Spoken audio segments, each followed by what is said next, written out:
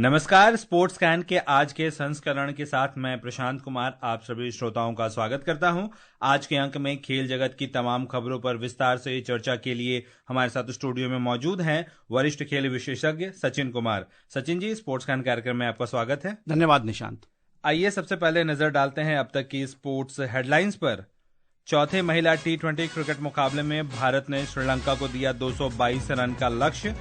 राष्ट्रीय badminton championship में सूर्या करिश्मा तामिरी और ऋत्विक संजीव एस ने खिताबी मुकाबला जीता।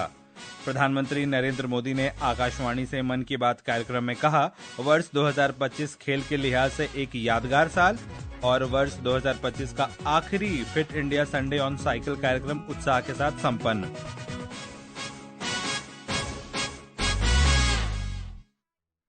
चर्चा की शुरुआत करते हैं क्रिकेट से। भारत और श्रीलंका के बीच चौथे महिला T20 क्रिकेट मुकाबले में भारत ने श्रीलंका को 222 रन का लक्ष्य दिया। स्मृति मांदना ने 80, वहीं शेफाली वर्मा ने 79 रन की बेहतरीन पारी खेली। 5 मैचों की श्रृंखला में भारत 3-0 से आगे है। बेहतरीन बल्लेबाजी की भारतीय टीम ने इस श्रृंखला में। बहुत शानदार प्रदर्शन। और देखिए कि ये पहला मौका इस सीरीज में ऐसा है कि भारतीय टीम पहले खेल रही है जी। तो अभी तक उन्होंने चूंकि लक्ष्य का पीछा किया था जी, तो हमेशा उनके सामने एक मामूली एक स्कोर बनाने की चुनौती थी, लेकिन अब ये पहली बार ऐसा रहा कि पहले खेले तो उन्होंने ये दिखा दिया कि हमारी जो बल्लेबाजी में जो गहराई है जी, वो मतलब संपूर्ण रूप से हम गहराई वाले बल्लेबाजी वाली टीम है। क्योंकि आप देखिए कि जो भी बल्लेबाज आया उसने अपने तरीके से पूरा योगदान दिया।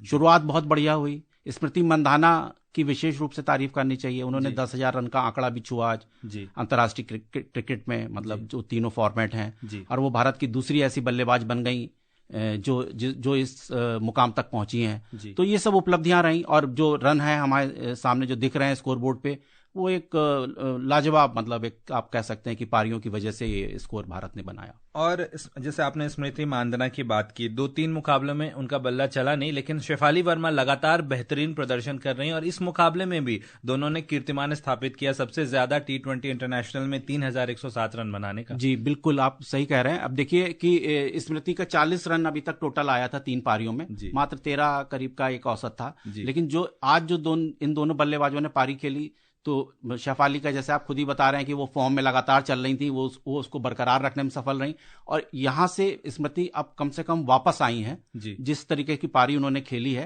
और मुझे लगता है उनके लिए काफी चुनौतीपूर्ण रहा होगा 3 पारियों में इस तरीके से वो असफल ही कहेंगे। 13 का औसत कोई बहुत ज्यादा नहीं है, इतनी बड़ी बल्लेबाज वो मानी जाती है, टीम की रीढ़ है एक तरीके से।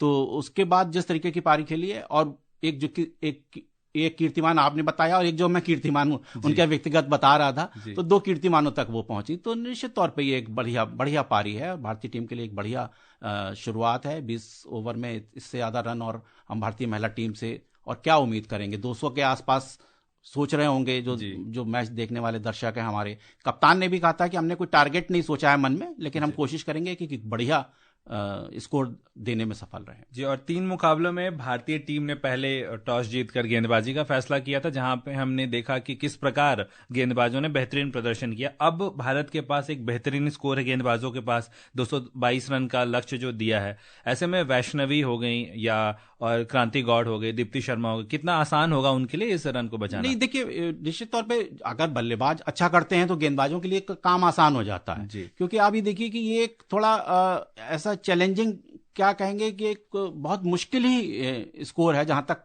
कोई टीम पहुंच सकती है। क्योंकि आपको कम से कम 11 के ऊपर का एवरेज बनाए रखना है और ये बहुत मुश्किल काम होता है। आपके पास 20 ही ओवर का खेल है, गेंदबाज भी बदलते हैं, है ना। 4 ओवर का ही कोटा है। अगर किसी गेंदबाज को मान लीजिए आपने निशाना बना भी लिया किसी बल्लेबाज ने, तो कितने समय तक तो ये सब चीजें हैं। और जिस तरीके का फिनिश किया भारतीय टीम ने, वो भी एक देखने वाली बात थी कि जिस तरीके से कप्तान के साथ जो है ऋचा घोष जब खड़ी थी और लगातार एक लंबे लंबे शॉट लग रहे थे, तो वो उसका काफी अहम योगदान रहा। कि हालांकि पहले भी ऐसा नहीं लग रहा था कि 200 पार नहीं पहुंचेंगे, लेकिन 221 तक पहुंचना थोड़ा सा एक मुश्किल काम था, लेकिन वहां तक पहुंचने में सफल रहे।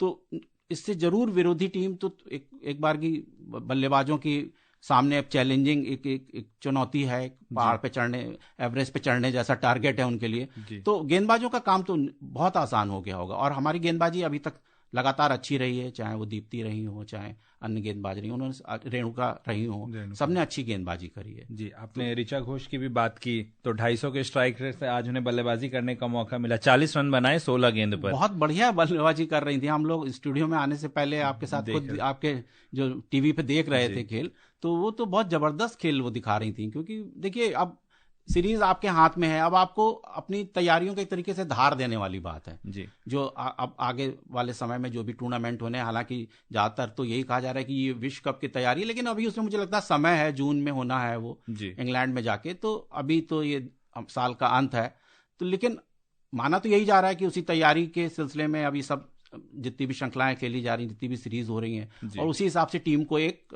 आकार देना है, एक शेप देना है जी। तो बहुत बढ़िया उस हिसाब से कहा जाएगा। मुझे लगता है कि ये अभी तो ये चौथा ही मैच अभी आधा ही हुआ है, लेकिन जब परिणाम आएगा तो उसके बाद हम देखेंगे कि जिस तरह से बल्लेबाजों ने अपने आंकड़े अच्छे किए हैं, गेंदबाज भी करने में सफल रहेंगी और एक अच्छी टीम का जो है वो गठन अच्छे से हो पाएगा जी। और श्रोताओं, इस मुकाबले में भारतीय महिला टीम ने T20 इंटरनेशनल में अपने ही रिकॉर्ड को ध्वस्त किया।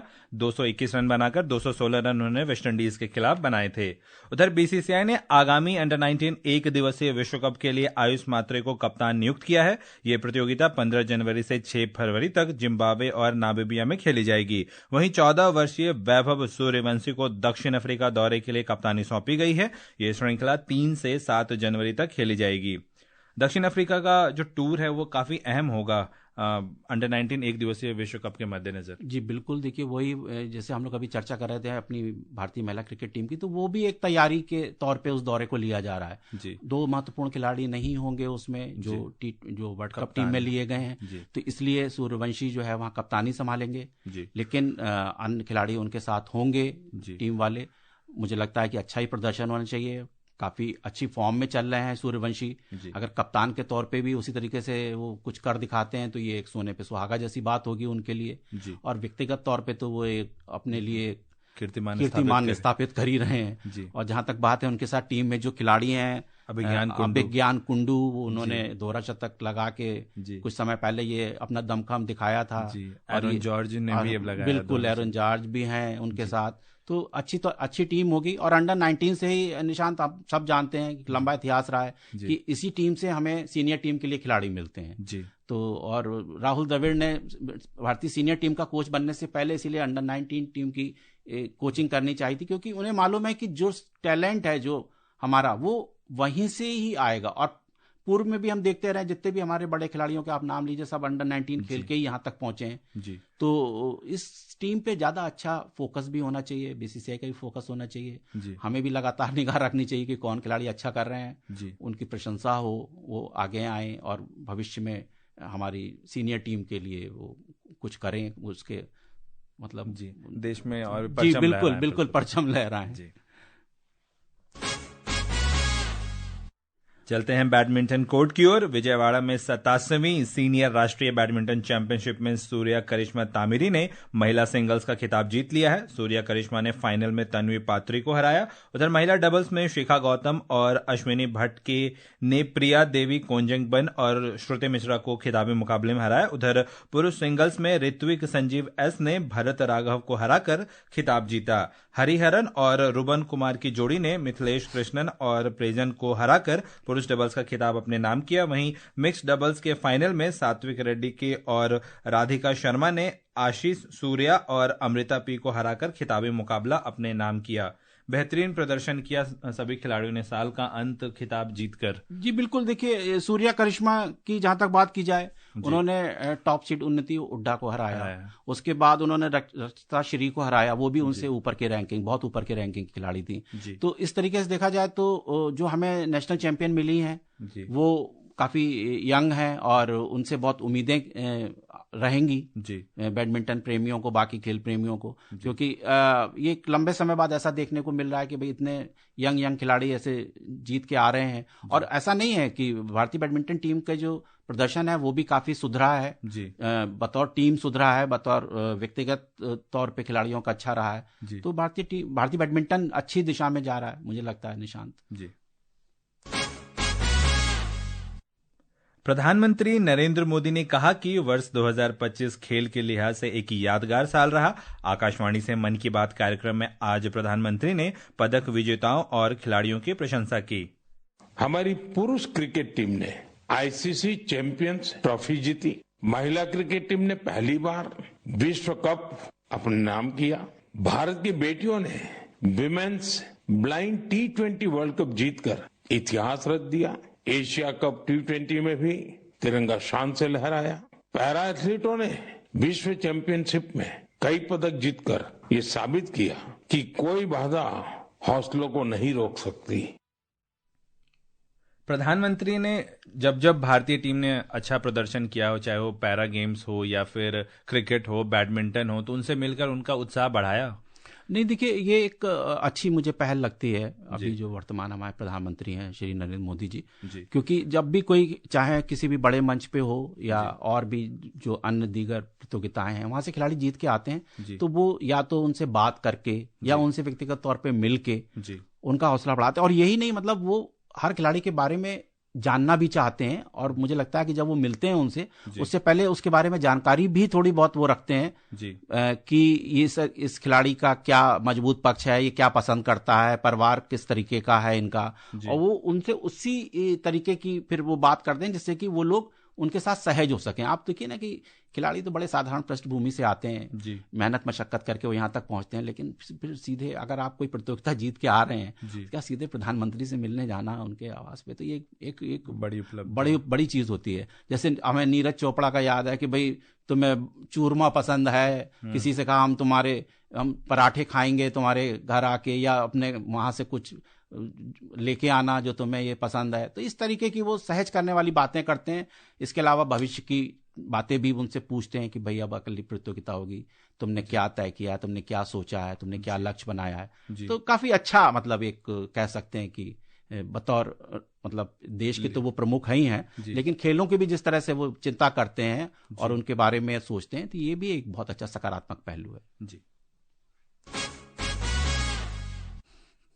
उधर वर्ष 2025 का आखिरी fit India Sunday on cycle कार्यक्रम आज स्पोर्ट्स अथॉरिटी ऑफ इंडिया के कोलकाता स्थानीय केंद्र में संपन्न हुआ। Fit India Sunday on cycle का ये 54वां संस्करण था। इसमें करीब 1500 प्रतिभागियों ने हिस्सा लिया। इवेंट में एथलीटों, कॉर्पोरेट प्रोफेशनल, छात्रों, CISF जवानों, बीमा कंपनी के कर्मचारियों और सभी उम्र के लोगों सहित बड़ी संख्या में साइकिल चालक शामिल हुए। ओलंपियन और अर्जुन अवार्ड विजेता दीपिका कुमारी ने कहा, ऊर्जा और ताकत न केवल खेलों के लिए बल्कि निजी जिंदगी के लिए भी जरूरी है। संडे ऑन साइकिल बहुत अच्छा मूवमेंट है। ये एक नॉर्मल लोग के लिए भी बहुत अच्छा इनिशिएटिव है, बिकॉज जितना हम फिट रहेंगे उतना हम अपने आने वाले दिनचर्या में हम फिट रहेंगे और हमारा हेल्थ भी बहुत अच्छा रहेगा, बिकॉज हम मेंटली भी फिट हो सकते हैं। करीब 10,000 से अधिक प्रतिभागियों ने पूरे भारतवर्ष में हिस्सा लिया। एक बेहतरीन पहल। नहीं, ये देखिए लगातार चल ही रहा है। काफी हम लोग संडे को ये बात करते आए हैं और पढ़ते भी हैं मीडिया में, और खिलाड़ी भी इसमें अपनी भूमिका निभाते हैं जो बड़े खिलाड़ी हैं। जैसे आज दीपिका कुमारी ने अपना ये बताया, तो ये अच्छी एक पहल है, क्योंकि अगर आप जितना यूथ को इन सब चीजों से जोड़ सकते हैं तो फिट रहने के लिए भी जरूरी है, और खेलों के लिए तो वो सबसे अहम पक्ष है। जी। महिला 35 टेनिस प्रतियोगिता में वैदेही चौधरी ने महिला सिंगल्स का खिताब जीत लिया। वैदेही ने फाइनल मुकाबले में जापान की मिचिका ओजेकी को हराया। इस जीत के साथ वैदेही ने चौथा ITF सिंगल्स खिताब भी अपने नाम कर लिया।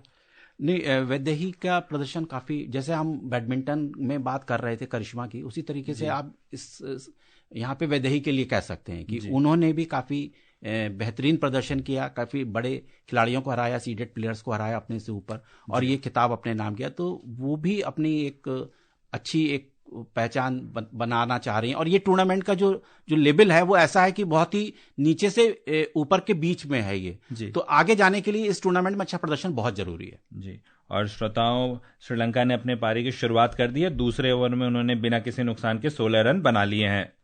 और अब समय हो चला है आपसे विदा लेने का। कल फिर मिलेंगे कुछ और ताज़ा खेल खबरों के साथ। सचिन जी, आप हमारे स्टूडियो में आए और तमाम खेल खबरों पर हमारे साथ चर्चा की।